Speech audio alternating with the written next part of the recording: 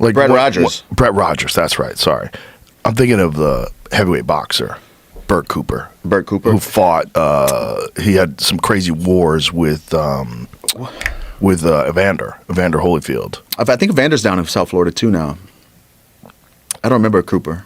He was a tank. He was a super jack guy. But Brett Rogers, when he fought Alistair like immediately hit him with a low kick, and you could tell he was like, "What is this?" Yeah, like it was a different kind of low kick because you're dealing with the tree trunks of Alistair with perfect technique, and that guy was as good a kickboxer as has ever entered into MMA, and when he was saucy, he was a problem. Yeah. He was a real fucking problem. Speaking of kickboxers from that era coming to MMA, dude, didn't Gokhan Saki come over? Oh, yeah. I thought he was going to do, so much better, but he was older. He was older, and he was at a time where it's like, he had so many fights in K1. He had so many wars, and he fought Khalil when Khalil's fast as fuck, and I mean good kickboxer, real good kickboxer, Thai style. Khalil cracked him in the first round and knocked him out. Yeah, which was a big fight for Khalil because Gokhan was the Turkish Tyson, was coming over here. It was one of those guys like Mirko Krokop was like an elite kickboxer who's entering into MMA, and everybody always gets excited about that. Obviously, Pereira is the best example of that. Yeah. But he was a guy I knew. I told everybody, I was like, that guy's going to be a nightmare for everybody because there's something about him, man. I don't know what the hell is going on with his bone structure, his DNA, and his intelligence. Like, he figures shit out that other people didn't. Like, the way he threw that low kick, like the way he throws that calf kick with zero tell, no turning of the hips. Like, he fucks up guys' calves better than anybody on the planet. We had like a huge rush of the calf kick. I saw it for like a year and a half, 2 years. Everybody was doing it. Now it's kind of fading away. I've noticed that. It is, but not with him. It's not with elite guys that are really good at it. It does so much damage, man, so quickly. It's crazy. And it's less commitment. So you don't have to turn your hips over as much. So wrestlers aren't grabbing singles as easy. Well, I remember your fight with Jim Miller. It's just like, oh, dude, tore me up. Yeah, that was one of the first examples of calf kicks being really fucking dangerous. And I've never felt it before. And I'm a southpaw, so to land good calf kicks, you'd have to fight another southpaw, right? And that doesn't happen too often, especially with one who's throwing those. So I didn't know what kind of black magic he was doing, bro. I was like, I got a flat tire. What is going on? What is this? I know. Isn't it crazy that it took that long for people to figure that out? Ben Henderson was a guy doing it early. But it wasn't that effective for some reason. Yeah. He was doing it, but it wasn't having the devastating damage. I'm trying to think of who's the first guy to really... Edson Barbosa would do it every now and then. Mm-hmm. Trying to think of somebody who really brought it over. Bro, it's made its way into kickboxing now. It's... Because they were saying, like, the Muay Thai guys are not susceptible to calf kicks. And everybody was saying that. And I was like, that doesn't make a lot of sense to me. They are light on their front foot, so that front foot is... They are, but there's times where they have to plant, like when they're throwing a right kick. There's a guy named Yuki Yoza, who fights for one. He's a Kyokushin guy, and he is fucking everybody up with calf kicks. Yeah. He fights high guard, tight inside, and again, no pivot of the hips. He's essentially throwing his calf kick almost like he's kicking a soccer ball straight up the middle. That's the way I like to do it as well. Just clip the top of the calf. It's no commitment. You don't have to pivot your hips or plant to turn. You can just snap it out like a jab. Yeah, well, a great example of the changing of technique was you in that Connor fight. Yeah, calf over and over and over. And it was also southpaw versus southpaw. Exactly. Same thing. You just destroyed that calf. Yeah. And you could tell he didn't know what to do because as good as he was and as many fights as he had, 2-division world champion, he hadn't been calf kicked. Right. Which is a crazy transition when you see like the history of the sport. That is one of the clear the differentiation. That's another word that's fake. That's the clear line in the sand where the techniques changed.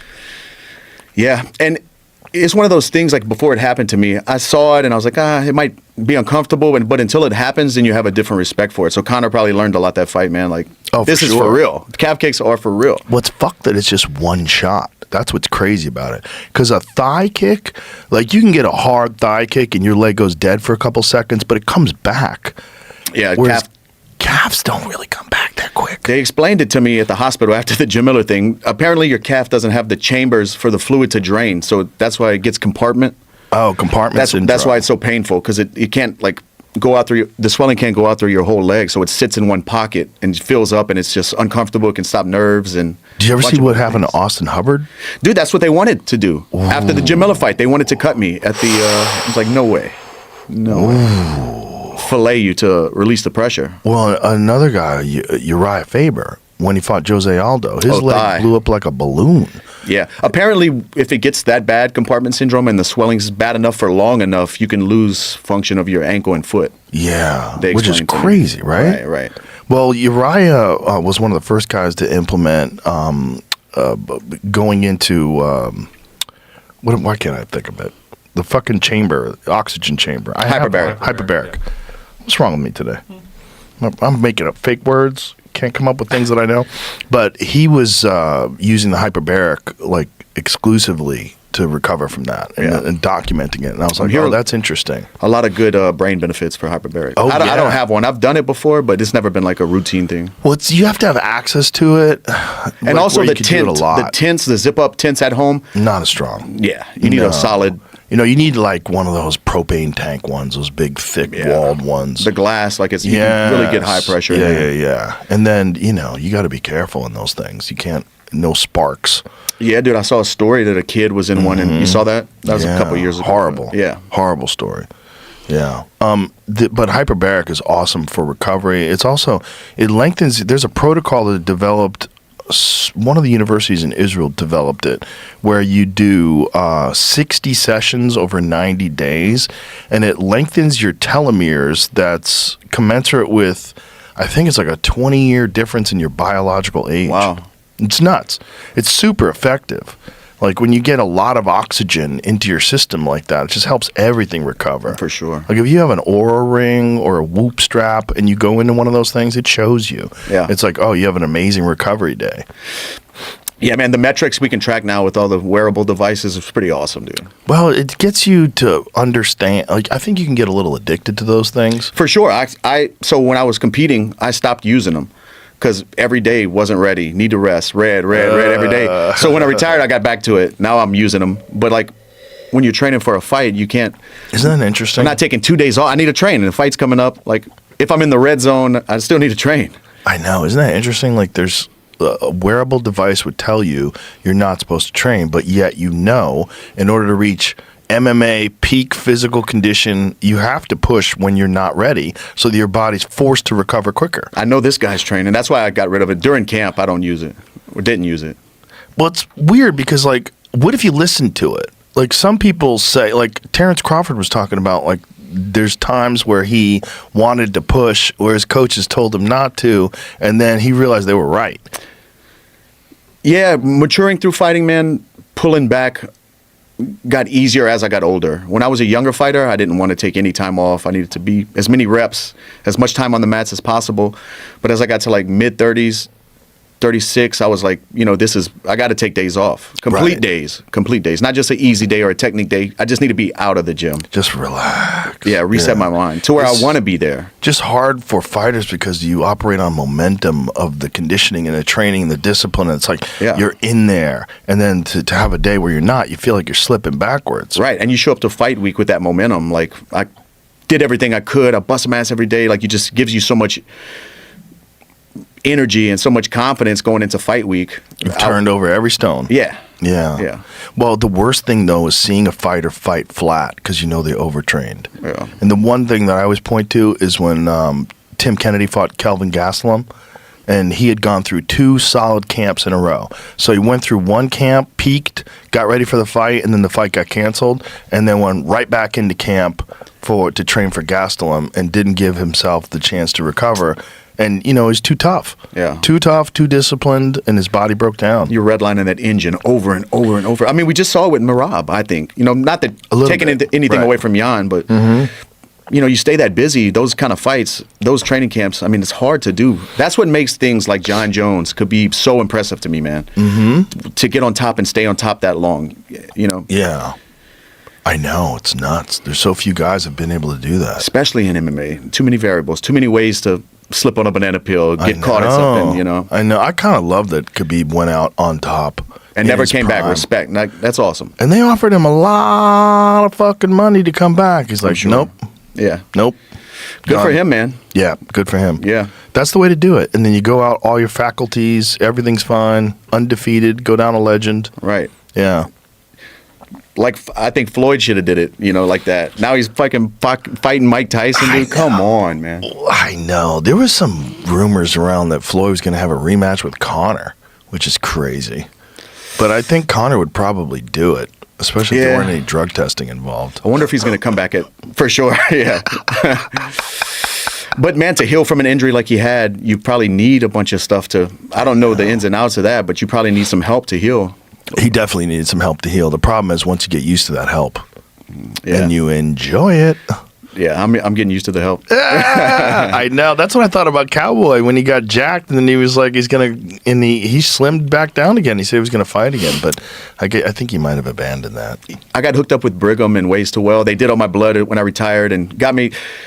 I turned down no testosterone for me, so I'm not on any testosterone. I just don't want to mess up my natural production because mine wasn't high, but it wasn't low. I'm just scared to mess with it, you know. Yeah, you don't need it, and it's peptides. I'm 37. Can do a lot for you.